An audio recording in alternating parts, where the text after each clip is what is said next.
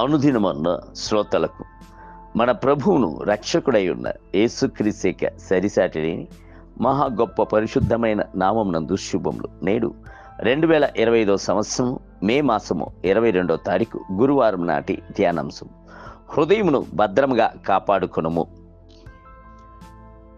సామెతల గ్రంథము 4వ అధ్యాయము 23వ వచనమందు, నీ హృదయంలో నుండి జీవదారులు బయలుదేరును, కాబట్టి అన్నిటికంటే ముఖ్యంగా నీ హృదయంను భద్రముగా కాపాడుకొనుము.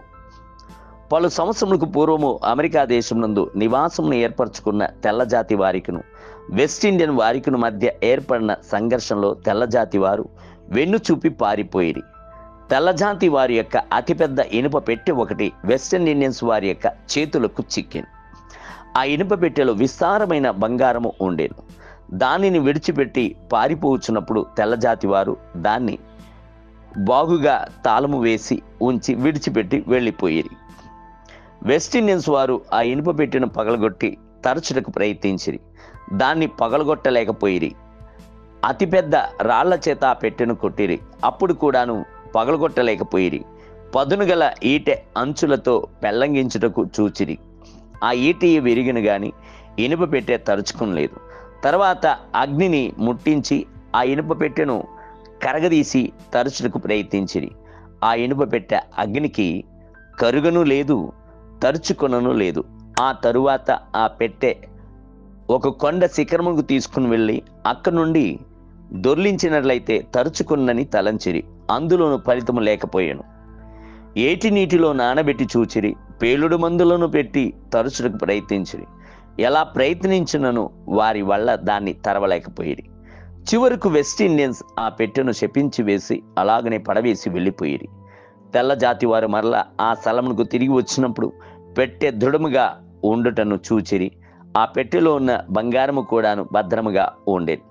సాతాను మన యొక్క విశ్వాసమును శోధించుచున్నప్పుడు అలాగనే పలు రకములుగా శోధించి ప్రభువుపై ఉన్న ప్రేమను విడిచిపెట్టి ఎడబాపుటకు ప్రయత్నించును. అయితే మన యొక్క హృదయము ఆ ఇనుప పెట్టె వలె దృఢముగా ఉండినట్లయితే మనలను ఎట్టి శత్రువుల చేతైనను ఏ విధము చేతైనను మనలను కదల్చలేదు. అపోస్తలుడైన పౌలునకు పలు పోరాటములు ఆవరించుకొనెను. చివరికైనా సవాలు విడిచి చెప్పుచున్నాడు, క్రీస్తు ప్రేమ నుండి మనల్ని ఎడబాపు వాడు ఎవడు?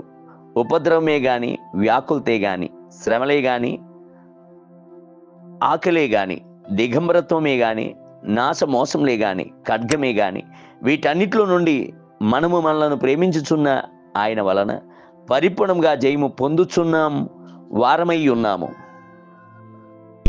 మరణమైనను జీవమైనను దేవదూతలైనను ప్రధానులైనను ఉన్నవి అయినను రాబోవున్నవైనను అధికారులైనను ఎత్తైనను లోతైనను సృష్టింపబడిన మరి ఏదైనను మన ప్రభు అయిన యేసుక్రీస్తు యందలి ప్రేమ నుండి మనలను ఎడబాపనేరమని రూఢిగా నమ్ముచున్నాను.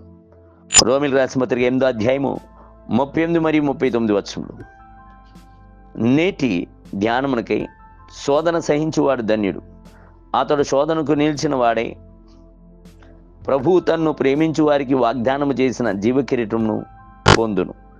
యాకోబు పత్రిక 1వ అధ్యాయము 12వ వచనం. నేటి వేద పఠనము ఉదయము మొదటి దినవృత్తాంత గ్రంథములు 16, 17 మరియు 18 అధ్యాయములు.